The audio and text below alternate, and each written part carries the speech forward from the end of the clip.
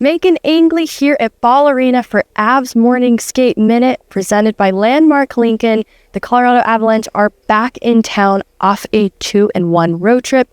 They swept the back-to-back, and they'll be playing the Seattle Kraken tonight, who are coming in on the second leg of a back-to-back of their own. All right, Gabe, you've put a lot of time and work into getting back to this moment. Describe the emotion of getting back into a game tonight.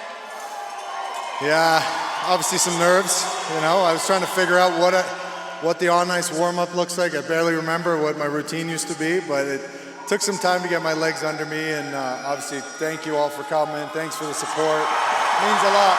Thank you. And you play the full 60, getting in on special teams. How does the body feel? Body feels great. Yeah, I was telling some of the guys on the bench, my body, my knee feels great, just tired. So I got to work on that, but it'll get better as we go here, get my legs under me. A little bit about the incident that happened with Wedgwood, the lack of a whistle. What was your perspective from that as a player? Yeah, I think, given the circumstances and seeing the goaltender go down, obviously in pain, and I think there was enough time to where a whistle probably could have been blown. That failed challenge resulted in a penalty kill that you were able to transform into a man advantage, kind of using that momentum. Can you tell me about how you channeled that into something productive as a team? I think we took it as a challenge. I think we knew Bedsy maybe went out on a limb there. Jared Bednar mentioned he had challenged knowing he didn't even really feel it was goaltender interference, and then he also was pretty unfiltered in his post-game presser. Is that something that holds significance to you as players, seeing your coach show up for you in that way? I think him having our team's back, our goaltender's back in that situation, knowing that we felt as though we got the wrong side of that. Everybody needs to support everybody tonight. That's why I love to see guys like Charlie Coyle get on the score sheet. I love the way the Parker Kelly goal starts, too. It starts with getting Columbus off the puck, some hard work from Taves and O'Connor along the wall, and then Jack Drury just collects that loose puck, sends it to Parker Kelly, beats a great goaltender clean. And there have been a lot of new hires to the American League side, a little bit development staff, too. How do some of the new personnel help to honor or align with the development philosophy of the organization? Yeah, that's a great question. That you do a lot of these development days with the Eagles throughout the season. How have you seen the identity of the Eagles take shape under Schneekloth in his coaching following the Cronin era? Yeah, we saw Greg here yesterday, as you probably did. We all learned so much from Greg. It's a great play, starting with Drury getting a stick on an attempted breakout for Columbus that disrupts its trajectory out. The Avs are able to claim that puck. Eric Johnson has to protect it along the wall in his own end, and he makes a great read for this angled outlet pass to Miles Wood to use his speed and gain that entry. And so they completely regained control over this play. Going back to the time the Avs drafted you in 2021 through this point, what's something people should know about the path that you've taken to getting here?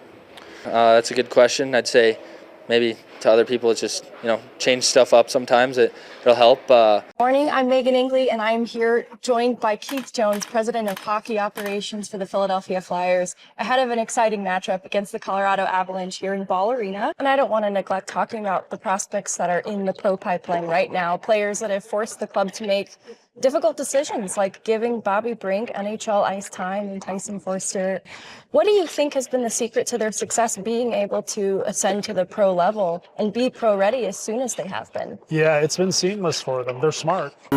This game's always special, and just for everybody involved, and the thoughts where it goes to, and everybody gets to have a lot of fun, and probably the only goal you get to celebrate for about 10 minutes. So yeah, it's great. Every one of these stuffed animals gets into the hands of a child. When a fan throws them out on the ice, it literally lands in the hands of a child that has faced abuse, neglect, domestic violence, or at risk in our community.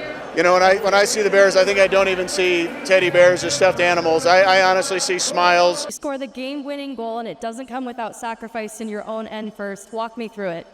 Yeah, Phil took a pretty big hit there to make a play, and somehow he ended up with the puck in the neutral zone, and I kind of saw some space, and he made a great play, and I just found a spot. Fortunate enough, it went in. Even though tensions rose at times, how did you stay focused on the task at hand to secure the win?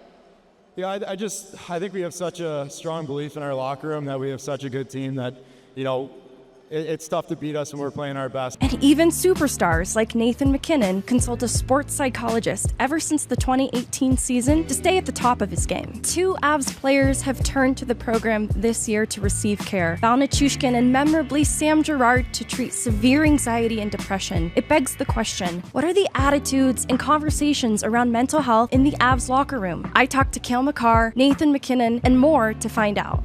Cale Makar had a lot to say about mental health. He made a point to share that he takes time to talk to someone away from the ice to take care of the mental load. I could go on forever about that one. Without further ado, let's get to know Kim Weiss a little bit better and how she found herself in Colorado.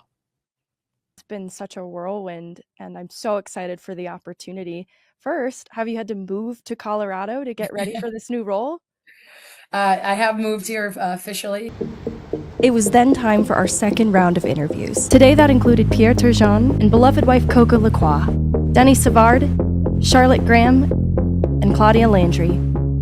Each revealed something new about Pierre, the person, not just the Hockey Hall of Fame GM. You know, he just had that presence that was so powerful.